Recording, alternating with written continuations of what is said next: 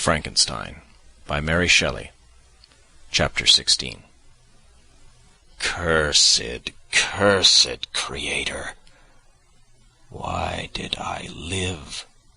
Why in that instant did I not extinguish the spark of existence which you had so wantonly bestowed? I know not. Despair had not yet taken possession of me. My feelings were those of rage and revenge. I could with pleasure have destroyed the cottage and its inhabitants, and have glutted myself with their shrieks and misery. When night came, I quitted my retreat and wandered in the wood, and now, no longer restrained by the fear of discovery, I gave vent to my anguish in fearful howlings.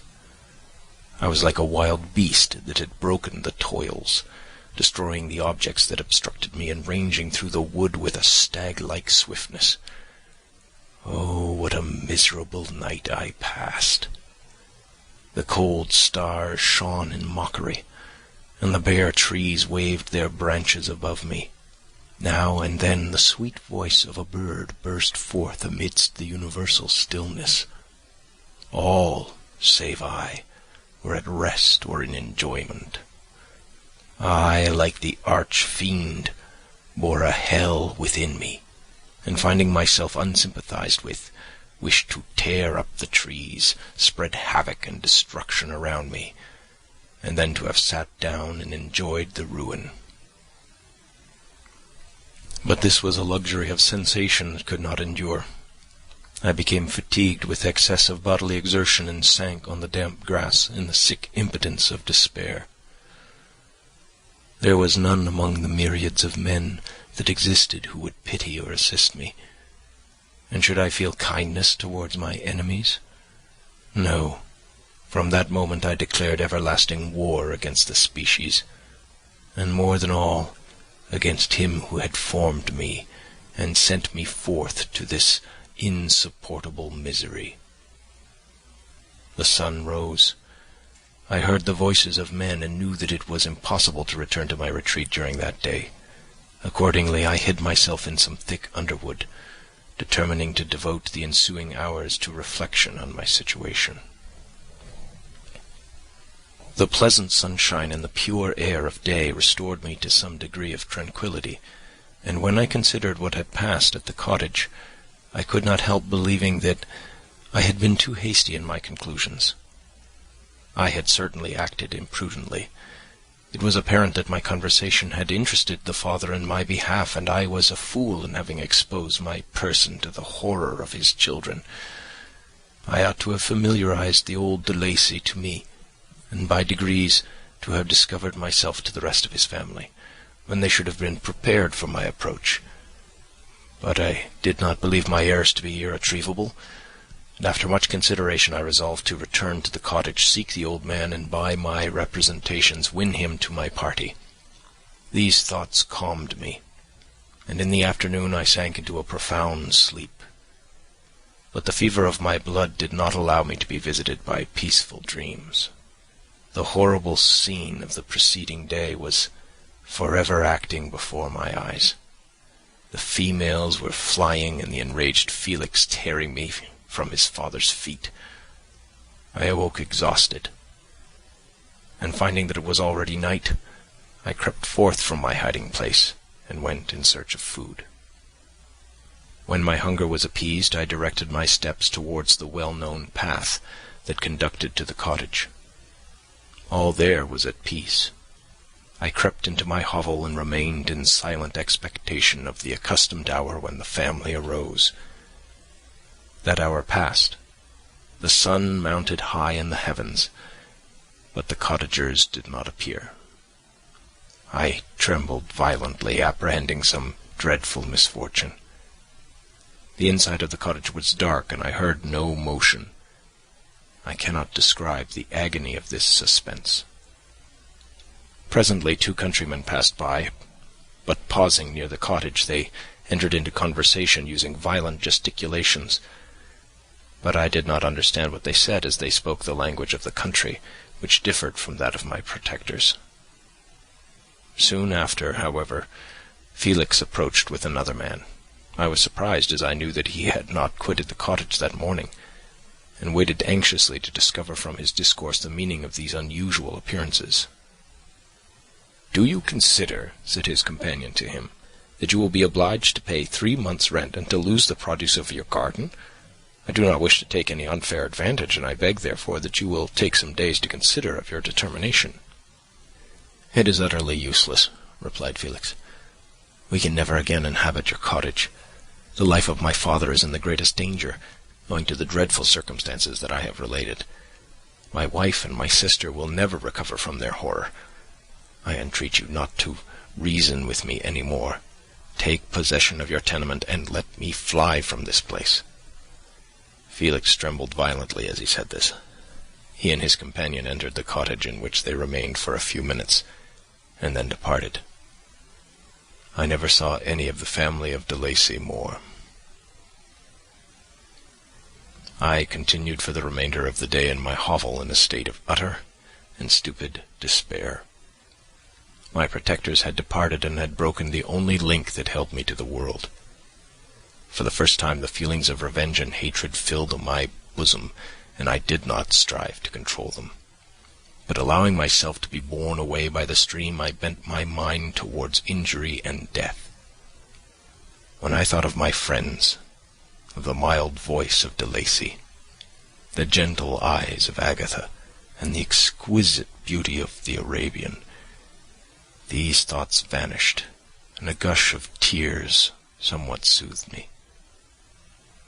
But again, when I reflected that they had spurned and deserted me, anger returned, a rage of anger, and unable to injure anything human, I turned my fury towards inanimate objects.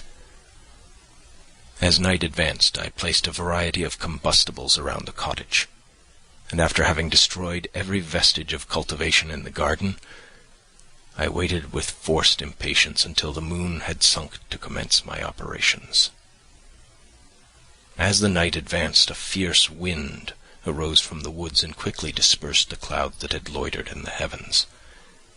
The blast tore along like a mighty avalanche, and produced a kind of insanity in my spirits that burst all bounds of reason and reflection. I lighted the dry branch of a tree and danced with fury around the devoted cottage. My eyes still fixed on the western horizon, my brand. It sank, and with a loud scream I fired the straw and heath and bushes which I had collected. The wind fanned the fire, and the cottage was quickly enveloped by the flames, which clung to it and licked it with their forked and destroying tongues. As soon as I was convinced that no assistance could save any part of the habitation, I quitted the scene and sought for refuge in the woods. And now, with the world before me, whither should I bend my steps? I resolved to fly far from the scene of my misfortunes. But to me, hated and despised, every country must be equally horrible.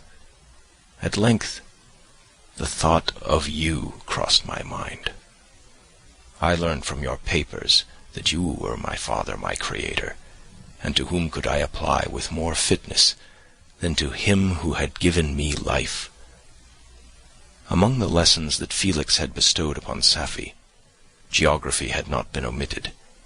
I had learned from these the relative situations of the different countries of the earth. You had mentioned Geneva as the name of your native town, and towards this place I resolved to proceed. But how was I to direct myself? I knew that I must travel in a southwesterly direction to reach my destination, but the sun was my only guide. I did not know the names of the towns that I was to pass through, nor could I ask information from a single human being. But I did not despair. From you only could I hope for succor, although towards you I felt no sentiment but that of hatred. Unfeeling, heartless creator! You had endowed me with perceptions and passions, and then cast me abroad, an object for the scorn and horror of mankind. but on you only had I any claim for pity and redress, and from you I determined to seek that justice which I vainly attempted to gain from any other being that wore the human form. My travels were long, and the sufferings I endured intense. It was late in autumn when I quitted the district where I had so long resided. I travelled only at night, fearful of encountering the visage of a human being. Nature decayed around me, and the sun became heatless. Rain and snow poured around me. Mighty rivers were frozen. The surface of the earth was hard and chill and bare, and I found no shelter. O earth, how often did I imprecate curses on the cause of my being! The mildness of my nature had fled, and all within me was turned to gall and bitterness. The nearer I approached your habitation, the more deeply did I feel the spirit of revenge enkindled in my heart. Snow fell, and the waters were hardened, but I rested not. A few incidents now and then directed me, and I possessed a map of the country, but I often wandered wide from my path. The agony of my feelings allowed me no respite. No incident occurred from which my rage and misery could not extract its food. But a circumstance that happened when I arrived on the confines of Switzerland, when the sun had recovered its warmth and the earth again began to look green, confirmed in an especial manner the bitterness and horror of my feelings. I generally rested during the day and travelled only when I was secured by night from the view of man. One morning, however, finding that my path lay through a deep wood, I ventured to continue my journey after the sun had risen. The day, which was one of the first of spring, cheered even me by the loveliness of its sunshine and the balminess of the air. I felt emotions of gentleness and pleasure that had long appeared dead revive within me. Half surprised by the novelty of these sensations, I allowed myself to be borne away by them, and forgetting my solitude and deformity, dared to be happy. Soft tears again bedewed my cheeks, and I even raised my humid eyes with thankfulness towards the blessed sun which bestowed such joy upon me. I continued to wind among the paths of the wood until I came to its boundary, which was skirted by a deep and rapid river into which many of the trees bent their branches, now budding with the fresh spring. Here I paused, not exactly knowing what path to pursue, when I heard the sound of voices that induced me to conceal myself under the shade of a cypress. I was scarcely hid when a young girl came running towards the spot where I was concealed, laughing, as if she ran from someone in sport. She continued her course along the precipitous sides of the river when suddenly her foot slipped, and she fell into the rapid stream. I rushed from my hiding place, and with extreme labour, from the force of the current, saved her and dragged her to shore. She was senseless, and I endeavoured by every means in my power to restore animation the deeper parts of the woods. I followed speedily, I hardly knew why, but when the man saw me drew near, he aimed a gun, which he carried at my body, and fired. I sank to the ground, and my injurer, with increased swiftness, escaped into the wood. This was then the reward of my benevolence. I had saved a human being from destruction. The feelings of kindness and gentleness which I had entertained but a few moments before gave place to hellish rage and gnashing of teeth. Inflamed by pain, I vowed eternal hatred and vengeance to all mankind. But the agony of my wound overcame me. My pulses paused, and I fainted. For some weeks I led a miserable life in the woods, endeavouring to cure the wound which I had received. The ball had entered my shoulder, and I knew not whether it had remained there or passed through. At any rate, I had no means of extracting it. My sufferings were augmented also by the oppressive sense of the injustice and ingratitude of their infliction. My daily vows rose for revenge, a deep and deadly revenge, such as would alone compensate for the outrages and anguish I had endured. After some weeks, my wound healed, and I continued my journey. The labours I endured were no longer to be alleviated by the bright sun or gentle breezes of spring. All joy was but a mockery which insulted my desolate state and made me feel more painfully that I was not made for the enjoyment of pleasure. But my toils now drew near a close, and in 2 months from this time I reached the environs of Geneva. It was evening when I arrived, and I retired to a hiding place among the fields that surround it, to meditate in what manner I should apply to you. I was oppressed by fatigue and hunger, and far too unhappy to enjoy the gentle breezes of evening, or the prospect of the sun setting behind the stupendous mountains of Jura. At this time a slight sleep relieved me from the pain of reflection, which was disturbed by the approach of a beautiful child, who came running into the recess I had chosen with all the sportiveness of infancy. Suddenly, as I gazed on him, an idea seized me that this little creature was unprejudiced, and had lived too short a time to have imbibed a horror of deformity. If, therefore, I could seize him and educate him as my companion and friend, I should not be so desolate in this peopled earth. Urged by this impulse, I seized on the boy as he passed and drew him towards me. As soon as he beheld my form, he placed his hands before his eyes and uttered a shriek. I drew his hand forcibly from his face and said, "Child, what is the meaning of this? I do not intend to hurt you. Listen to me." He struggled violently. "Let me go," he cried. "Monster! Ugly wretch! You wish to eat me and tear me to pieces. You are an ogre. Let me go, or I will tell my papa." "Boy, you will never see your father again. You must come with me." "Hideous monster! Let me go. My papa is a syndic. He is Monsieur Frankenstein. He will punish you. You dare not keep me." "Frankenstein!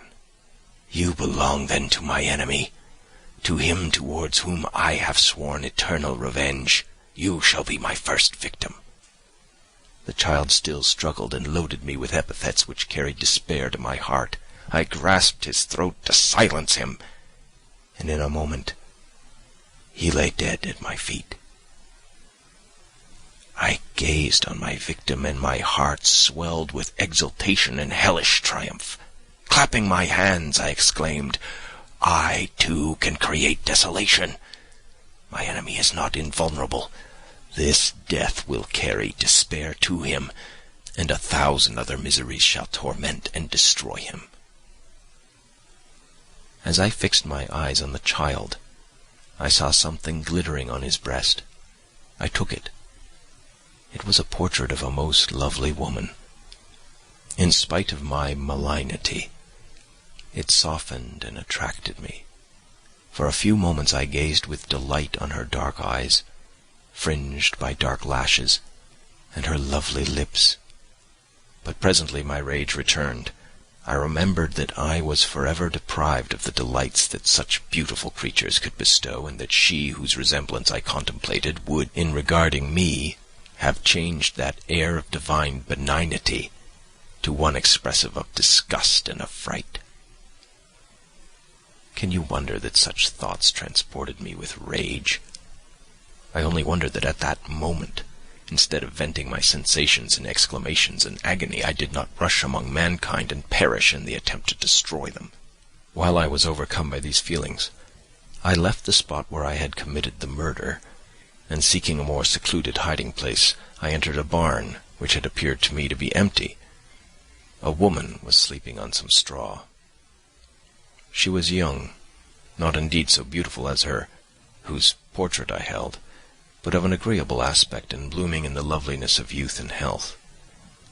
Here, I thought, is one of those whose joy-imparting smiles are bestowed on all but me. And then I bent over her and whispered, "Awake, fairest, Thy lover is near. He would give his life but to obtain one look of affection from thine eyes. My beloved, awake!" The sleeper stirred. A thrill of terror ran through me. Should she indeed awake and see me and curse me and denounce the murderer? Thus would she assuredly act if her darkened eyes opened and she beheld me. The thought was madness. It stirred from the fiend within me. Not I, but she shall suffer. The murder I have committed because I am forever robbed of all that she could give me, she shall atone. The crime had its source in her. Be hers the punishment.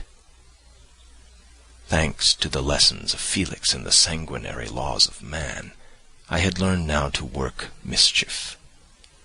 I bent over her and placed the portrait securely in one of the folds of her dress. She moved again, and I fled. For some days I haunted the spot where these scenes had taken place, sometimes wishing to see you, sometimes resolved to quit the world and its miseries forever.